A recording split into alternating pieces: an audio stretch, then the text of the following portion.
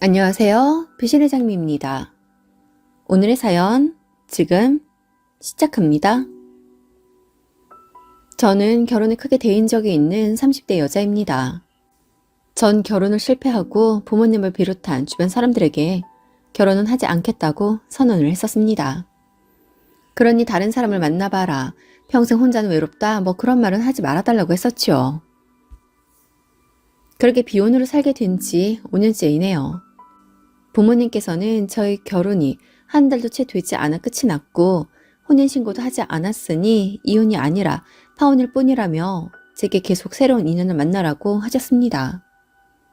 당신들의 귀한 딸이 그런 일을 경험하고 평생 짝도 없이 살아갈 생각을 하니 벌써부터 가슴이 먹먹하시다고 하더라고요. 그런데 그때 전 정말 그럴 생각이 없었습니다. 그때 대체 무슨 일이 있었는지 한번 들어보시겠어요? 저와 그 사람은 사내 커플로 3년여의 연애 끝에 결혼을 약속하였습니다. 여느 커플들과 같은 보통의 커플이었고 시부모님들 역시 평범했습니다. 연애를 하면서 서로의 집을 왕래하거나 인사를 드리지 않았었기에 결혼 허락을 받을 때 상대의 집에 가본 게 처음으로 부모님과 가족을 뵙는 제일 처음이었습니다. 양가에선 저의 결혼을 모두 허락해 주셨고 자연스럽게 다음 순서인 상견례로 이어졌습니다. 상견례에서는 대부분이 그렇듯 각자 집안의 생각을 이야기하며 결혼에 대해 상의하고 조율해 갔지요. 시어머니께서 이야기하십니다. 저희가 몇 년 전에 아들 결혼할 거 생각해서 미리 아파트를 하나 마련해 두었어요. 그러니 아이들은 그곳에서 시작하면 될 것 같아요. 라고 하십니다. 집에 대해선 그 사람에게 들은 적이 없었고 저희 둘이 있는 데를 끌어모아 전세를 시작하려고 했던지라 그 말씀이 너무 감사했습니다. 결혼 전 저희는 신혼집에 넣을 가전 가구며 커튼 등을 맞추기 위해 한 번쯤은 실측을 해야 했고 그랬기에 당시 전세를 주고 있던 신혼집 아파트에 방문을 했었습니다. 요즘에 인터넷에 검색만 해봐도 평형대나 구조는 쉽게 찾아볼 수 있기에 미리 찾아보고 설레이는 마음으로 아파트 구경을 갔어요. 저희 회사와도 30분 거리이고 공원도 가까웠습니다. 더군다나 40평대이다 보니 둘이 살기엔 좀 넓은 감이 있지만 아이들을 낳고 오래오래 살아야겠다는 생각을 하며 감사하게 생각했습니다. 집이 크다 보니 안방, 서재, 드레스룸 그리고 나머지 하나는 팬트리로 쓰려고 했습니다. 그런데 앞에 살고 있던 사람의 이사 일정을 우리 결혼식에 딱 맞추기 쉽지 않아 결혼 후 10일 뒤에 신혼집에 들어가게 될 예정이었습니다. 따져보자면 신혼여행을 다녀오고 이틀 뒤에 이사를 가게 되는 것이었지요. 저희는 결혼을 했지만 신혼집 입주일 때문에 각자의 부모님 댁에서 이틀을 더 보내기로 했습니다. 이사 하루 전 시부모님께서 부르시기에 시댁으로 갔습니다. 시어머니께서는 절 보자마자 대뜸 얘, 너는 짐 다 쌌니? 아휴, 다름이 아니고 이사 갈 집 말이다. 거기에 우리도 같이 들어갈 생각이야. 대체 이게 무슨 말인가 싶고 너무 황당해서 상황 파악이 바로 안 돼요. 눈만 꿈뻑꿈뻑하고 아무 말도 못하고 시어머니와 시아버지, 남편 얼굴만 번갈아 가면서 봤습니다. 그게 말이다. 아우 진작에 말을 했어야 했는데 어찌저찌 미루다 보니 여태 말을 못했지 뭐냐. 처음에 우리가 그 집 마련했을 때 우리 아들 결혼시키면 합가해서 같이 살 생각으로 큰 평수를 해둔 거거든. 그러면 상견례에서 그 집에서 신혼생활 시작하려고 하셨을 때부터 합가하실 생각이셨다는 건가요? 그랬어. 그런데 다 이야기하자니 우리 아들이 너도 사돈들도 반대할 것 같다고 하면서 직접 이야기한다고 뭐 기다리라고 하더라고. 그런데 이게 뭐 쉬운 말은 아니잖니. 그렇다 보니 우리 아들이 언제 이야기하나 하고 적당한 시기를 보고 있다가 아직 말을 못했나 보더라고.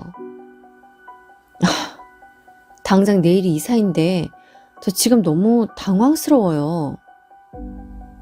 저는 그 사람을 말없이 쳐다보았고 그 사람은 결혼 전에 저에게 합가에 대해 살짝 물었을 때 제가 그건 어렵겠다며 길길이 날뛰는 것을 보고 겁이 나서 말을 못했다는 어이없는 말을 합니다.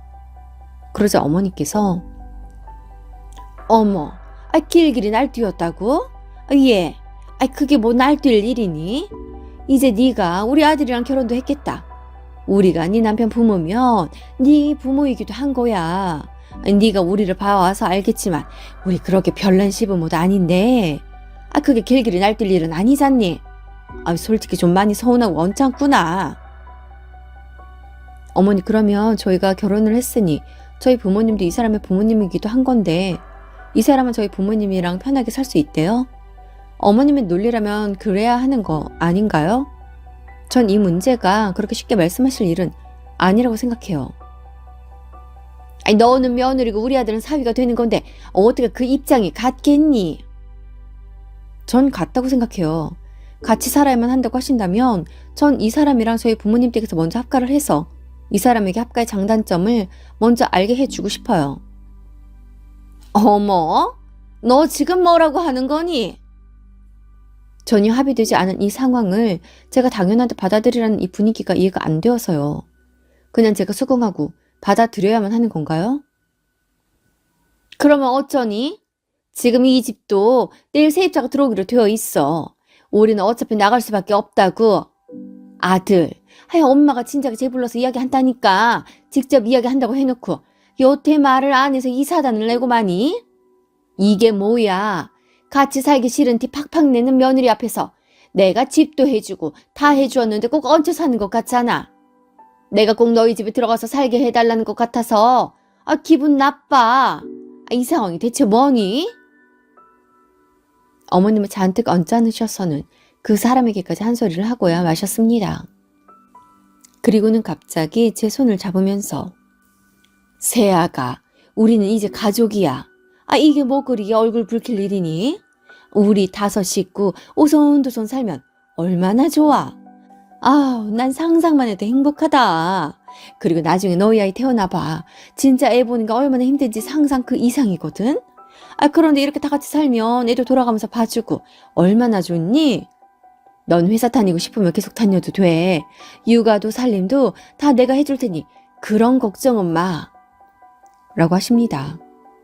시부모님과의 합가도 아직 받아들이지 못했는데 5 식구라고요? 시동생도 같이 살자는 건가 봅니다. 세상에서 가장 편해야 할 집에 퇴근하고 가면 소파에 앉아있는 시아버지와 시동생, 그리고 부엌에서 일하고 있는 시어머니라. 상상만으로도 소름이 돋고 한숨이 절로 나왔습니다. 더 이상 이야기할 필요도 없었어요.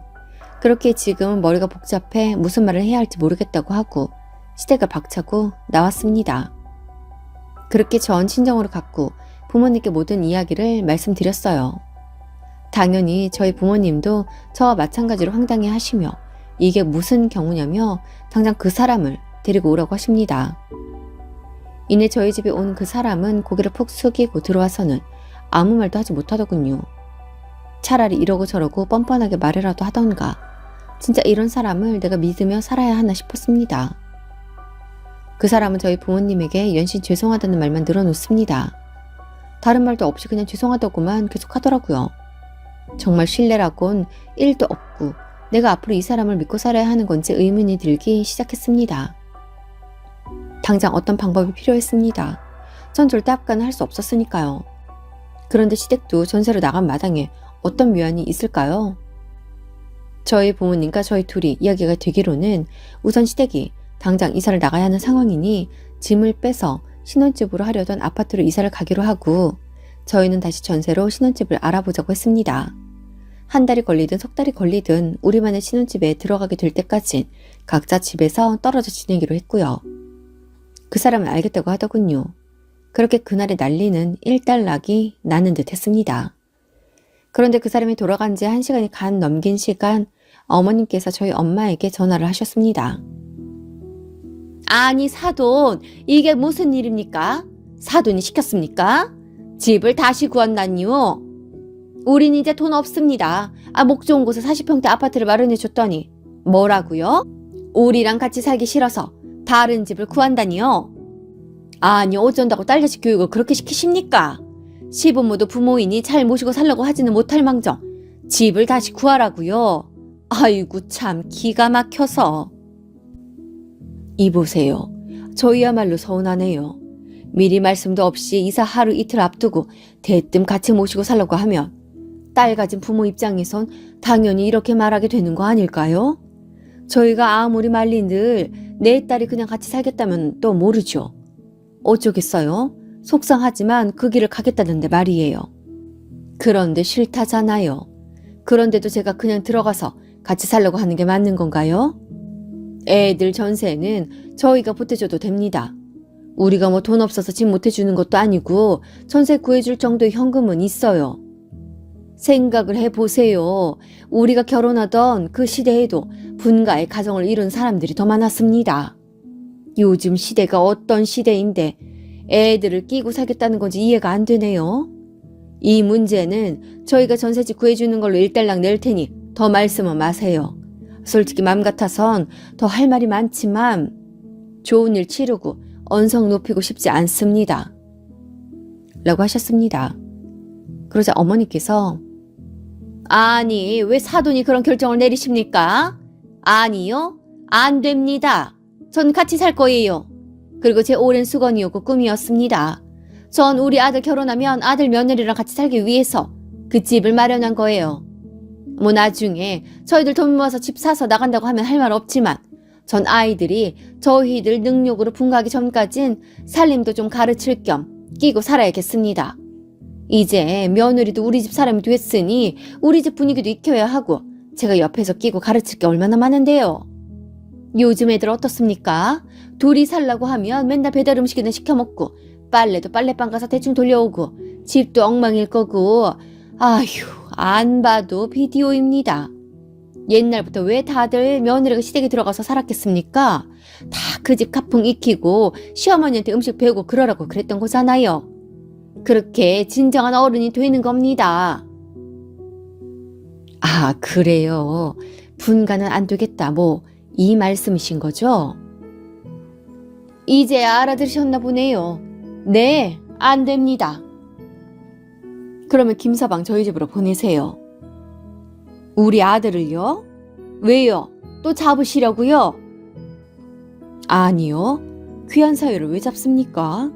저희도 부모인데 저희랑 먼저 합가해서 지내고 그리고 사돈댁으로 우리 딸을 보내도록 할게요. 애들 이제 결혼했으니 못해도 40년은 결혼생활 한다 치면 10년만 우리랑 같이 살고 나머지 30년은 사돈댁에 데리고 사세요. 반반도 안 바랍니다. 딱 이 정도만 바라니 이건 들어주실 수 있죠? 아니 우리 아들이 뭐 대릴 사유를 장가갔습니까? 왜 사돈댁을 들어가 삽니까? 요즘 시대에 이랬든 저랬든 둘이 살 방 한 칸 못 구해서 시댁에 들어가서 사는데 뭘 잘했다고 그러십니까? 대릴 사유 취급도 감지덕지해야 하는 거 아닌가요? 방 한 칸을 못 구한 게 아니라 합가를 하기 위해서. 됐어요. 그만 말씀하세요. 제 입장에서 방 한 칸도 구할 능력 없는 녀석이 엄마 치마폭이 쌓여서 우리 딸을 고난의 길로 끌어들이는 것 같아서 아주 고가워 보입니다. 당장이라도 수화기 너머로 어머님이 튀어나올 것 같은 목소리를 높이던 어머님이었는데 엄마의 말에 급격히 말수가 적어지더니 이내 전화를 끊었습니다. 시어머니고 그 사람이고 정말 정이 뚝뚝 떨어졌습니다. 그 사람은 제가 계속해서 그 집에서 2년만 살고 분가를 하자고 아니면 2년만 살고 저희 부모님을 모시고 살자는 말을 하며 저와 저희 부모님의 마음을 풀려고 하더군요. 하지만 그 말에 믿음이 가지 않았습니다. 무엇보다 더 이상 그 사람이랑 함께 하고 싶지가 않았어요. 다음날 시댁은 그 집으로 이사를 들어갔습니다. 당연히 전 이사하는 날 그 집에 코빼기도 비추지 않았죠. 대신 파혼을 하자고 통보했습니다. 이삿날 들어가기로 했던 가정 가구들도 모두 스탑을 시키느라 아침부터 정말 바빴었네요. 그 사람도 그 어머니도 계속해서 연락을 해 오더군요. 가전 가구가 왜 안 오냐고요. 그래서 다 취소했다고 했습니다. 거기에 들어가서 살 것도 아니고 결혼 생활도 유지할 게 아닌데 계약금을 버린다 해도 취소하는 게 맞지 않겠냐고 했습니다. 그러자 어머니께선 가전 가구가 오래돼서 다 버리고 왔는데 배달 올 것들을 다 취소하면 어떡하냐고 하십니다. 그래서 앞으로의 일들은 다 내 알바가 아니니 그만 말씀하시라고 하고 전화를 끊어버렸습니다. 그날 저녁 그 사람과 그쪽 부모님이 저희 집으로 쫓아오고 난리도 아니었네요. 그래서 우리 아파트 사람들은 결국 제가 이혼 아닌 이혼을 한 걸 다 알게 되었습니다. 경찰도 오고 했거든요. 나중에 이 이야기를 들은 친척들과 친구들은 다행이라고 혼인신고 전에 파토낸 게 천만다행이라고 합니다. 파혼 후에도 저는 회사를 꿋꿋하게 다녔습니다. 솔직히 힘들었었어요. 왜 안 그랬겠어요? 하지만 제가 애정을 쏟은 회사이기도 했고 하고 있던 프로젝트에 심혈을 기울이고 있었기에 그 사람으로 인해 나의 일상이 무너지는 걸 원치 않았습니다. 그 사람은 파혼 한 달도 안 되어서 사직을 하더군요. 저의 결혼을 모두 알고 있는 회사에 그렇게 다니는 게 정말 쉽지는 않았습니다. 저희 팀과 그 사람의 팀의 팀원들 및 부서질 사람들 대부분이 저희의 결혼식에 참석하였었으니까요.